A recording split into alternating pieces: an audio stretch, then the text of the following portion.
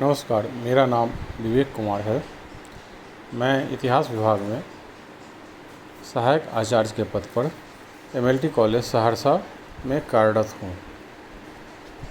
E learning के इस दूसरे क्लास में हम लोग प्राचीन भारतीय इतिहास के निर्माण में साहित्यिक स्रोतों के उपयोग पर चर्चा करेंगे। पिछले क्लास में हम लोगों ने पुरातात्विक स्रोत के बारे में चर्चा की थी कि पुरातात्विक स्रोत में क्या क्या आते हैं, इसकी क्या सीमाएं हैं और किस प्रकार इसका प्रयोग इतिहास निर्माण में किया जाता है। आज हम लोग साहित्यिक स्रोत क्या है, इसके अंतर्गत कौन कौन से साहित्य आते हैं, इनका प्राचीन भारत के इतिहास के निर्माण में किस प्रकार प्रयोग किया जाता है और इसको लेकर क्या क्या दुविधाएं हैं, क्या क्या इसकी आलोचनाओं की जाती है, पुराने ऐतिहासिक ग्रंथों में ऐतिहासिकता को लेकर विद्वानों द्वारा क्या क्या संदेह पैदा किए जाते रहे हैं, इन सभी बातों के बारे में संक्षिप्त चर्चा करेंगे। जैसा कि पिछले क्लास में भी मैंने बताया था, साहित्य को हम लोगों ने 3 भागों में बांटा है। प्राचीन भारतीय इतिहास के स्रोत के रूप में साहित्यिक स्रोतों को 3 भागों में विभाजित किया है। धार्मिक साहित्य, धार्मिकेतर साहित्य और विदेशी यात्रियों के विवरण। इसको हम लोग सुविधानुसार 2 भागों में भी बांट सकते हैं, धार्मिक साहित्य और लौकिक साहित्य के रूप में। पुनः धार्मिक साहित्य को 3 भागों में बांटते हैं, ब्राह्मण साहित्य, बौद्ध साहित्य और जैन साहित्य। इसी प्रकार लौकिक साहित्य को भी देसी साहित्य और विदेशी साहित्य के रूप में विभाजन कर सकते हैं। ब्राह्मण साहित्य के अंतर्गत वेद, ब्राह्मण, आरण्यक, उपनिषद, वेदांग, सूत्र, महाकाव्य, धर्मशास्त्र आदि आते हैं। इसी प्रकार बौद्ध साहित्य के अंतर्गत उनके त्रिपिटक, सुत्त पिटक, विनय पिटक, अभिधम्म पिटक को समेटते हैं और जैन साहित्य के अंतर्गत उनके अंग और उपांगों को समेटा जाता है। पुराण और चरित्र, सूत्र साहित्य वगैरह को जैन साहित्य में स्थान दिया जाता है। लौकिक साहित्य के बारे में जब हम चर्चा करते हैं तो लौकिक साहित्य को हम लोगों ने 2 भागों में बांटा है, देसी साहित्य और विदेशी साहित्य। देसी साहित्य के अंतर्गत भारतीयों के द्वारा की गई रचनाओं को स्थान देते हैं, जिनकी विषय वस्तु दैनिक जीवन से संबंधित विभिन्न विषयों पर आधारित है, जैसे मौसम, ज्योतिष, नैतिकता, नीति शास्त्र, नाटक, गणित, ज्यामिति, आयुर्वेद, इन सभी विषयों पर लिखे गए ग्रंथों को इसमें स्थान दिया जाता है। विदेशी साहित्य में विदेशी यात्रियों के द्वारा लिखे गए विवरण, भारत के संदर्भ में प्रकट किए गए उनके विचार और भारत के विवरण को रखते हैं। साहित्यिक स्रोत की अपनी एक सीमा है कि इसमें लेखक का दृष्टिकोण भी हावी हो जाता है। इसके बारे में हम लोग अभी तुरंत आगे चर्चा करेंगे। पहले हम लोग यह देख लें कि पुरातात्विक स्रोतों को अधिक महत्व दिया जाता है साहित्यिक स्रोतों के ऊपर। पिछले क्लास में भी हम लोगों ने चर्चा किया था कि पुरातात्विक स्रोतों में मानवीय हस्तक्षेप की गुंजाइश काफ़ी कम होती है। इसी कारण से पुरातात्विक स्रोत अधिक विश्वसनीय माने जाते हैं। इनके विपरीत साहित्यिक स्रोत में, चूँकि यह मानव के द्वारा रचित रचना है और यह लिखित रूप से, यह किसी व्यक्ति विशेष के द्वारा लिखित रूप से रखे गए हैं, इसलिए इसमें लेखक का दृष्टिकोण भी हावी रहता है। जैसा कि पाश्चात्य विद्वान, पश्चिमी इतिहासकार हमेशा इन ग्रंथों के ऊपर आक्षेप लगाते हैं कि प्राचीन काल में भारतीयों में ऐतिहासिक समझ का विकास नहीं हो पाया था।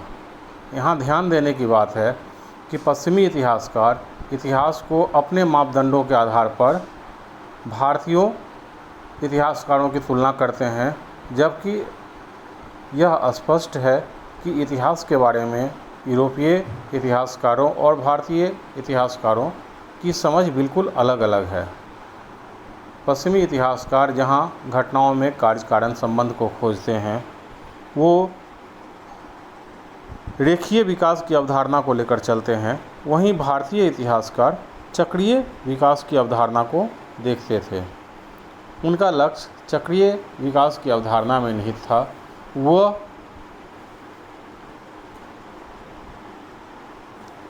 महाभारत में भी उल्लेख किया गया है कि लेखन का उद्देश्य 4 पुरुषार्थों को प्राप्त करना था। इसलिए इतिहास को देखने की पश्चिमी समझ और भारतीय समझ में अंतर है। हालांकि इस बात से भी इनकार नहीं किया जा सकता है कि प्राचीन भारतीय ग्रंथों में कुछ मूल कमियां रही है। जैसे सबसे प्रमुख कमी रही तिथि क्रम का अभाव रहा। व्यवस्थित रूप से तिथि क्रम का अभाव रहा। काल संबंधी अवधारणाएं भारतीय परंपरा में जो विकसित हुई, उनके आधार पर काल गणना की गई, जबकि पश्चिमी काल गणना भारतीय काल गणना से अलग है। इसी प्रकार ग्रंथों की प्रामाणिकता की समस्या है, क्योंकि बहुत सारे ग्रंथों में परवर्ती काल में भी कुछ अंश छेपक के रूप में जोड़े गए। दूसरी समस्या इनके स्तरीकरण की है। स्तरीकरण से मतलब यह है कि कौन सा ग्रंथ किस काल का है। छेपक के कारण यह समस्या और भी बढ़ जाती है। तीसरी समस्या यह है कि कुछ विशेष ग्रंथ क्षेत्र विशेष से जुड़े होने के कारण संपूर्ण क्षेत्र की जानकारी नहीं दे पाते हैं, बल्कि क्षेत्र विशेष से संबंधित ही रह जाते हैं। और इसके अलावा लेखक का धार्मिक दृष्टिकोण भी उनके लेखन पर हावी रहा है। यह कमी केवल भारतीय इतिहासकारों में ही नहीं है, बल्कि वर्तमान में भी यह इतिहास लेखन में एक बड़ी समस्या है, जहां इतिहासकार का व्यक्तिगत दृष्टिकोण उनके इतिहास लेखन पर हावी होता रहा है। इसी प्रकार जब हम धार्मिक साहित्यिक स्रोत के बारे में चर्चा करते हैं, तो ब्राह्मण साहित्य के ऊपर ब्राह्मण धर्म, जैन साहित्य के ऊपर जैन धर्म और बौद्ध साहित्य के ऊपर बौद्ध धर्म के दृष्टिकोण का असर स्पष्ट रूप से देखने को मिलता है।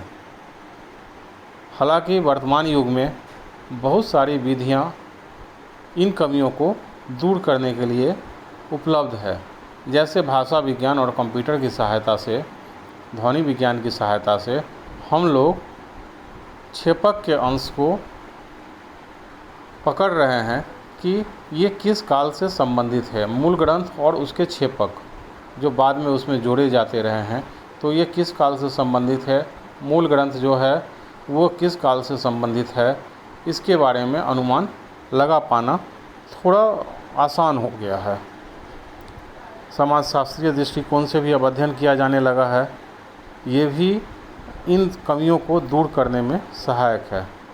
हालांकि भारतीय संदर्भ में देखें तो भारत में पुरातात्विक तथ्य भी प्रचुर मात्रा में उपलब्ध हैं। इसीलिए साहित्यिक स्रोत और पुरातात्विक स्रोतों को मिलाकर एक विश्वसनीय इतिहास की रचना की जा सकती है, और इस दिशा में भी काफ़ी काम हुआ है।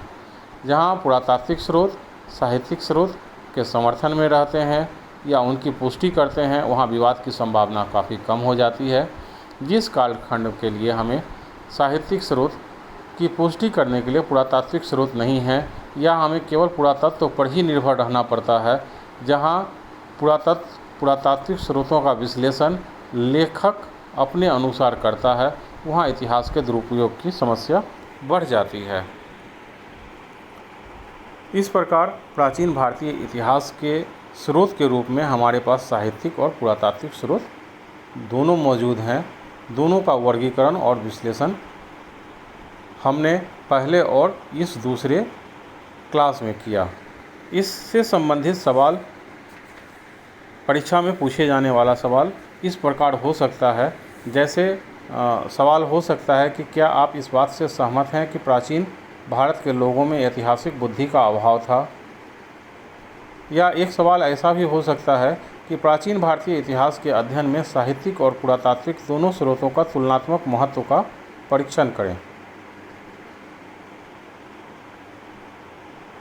एक सवाल यह भी बन सकता है कि जहाँ साहित्यिक स्रोत मौन हो जाते हैं वहाँ पुरातात्विक स्रोत बोलने लगते हैं। इस कथन के प्रकाश में प्राचीन भारत के इतिहास के अध्ययन में पुरातात्विक स्रोतों के महत्व को उजागर करें। इस तरह के प्रश्न स्रोतों पर पूछे जा सकते हैं। इसके अलावा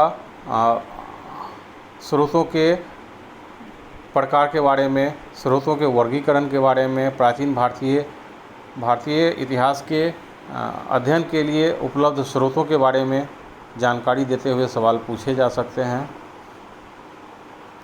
इसके बाद हम लोग अपने अगले क्लास में चर्चा करेंगे कि किस प्रकार भारतीय इतिहास लेखन में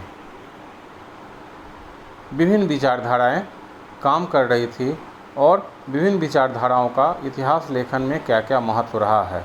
विभिन्न इतिहास धारा से मतलब कैसे साम्राज्यवादी इतिहास लेखन, राष्ट्रवादी इतिहास लेखन,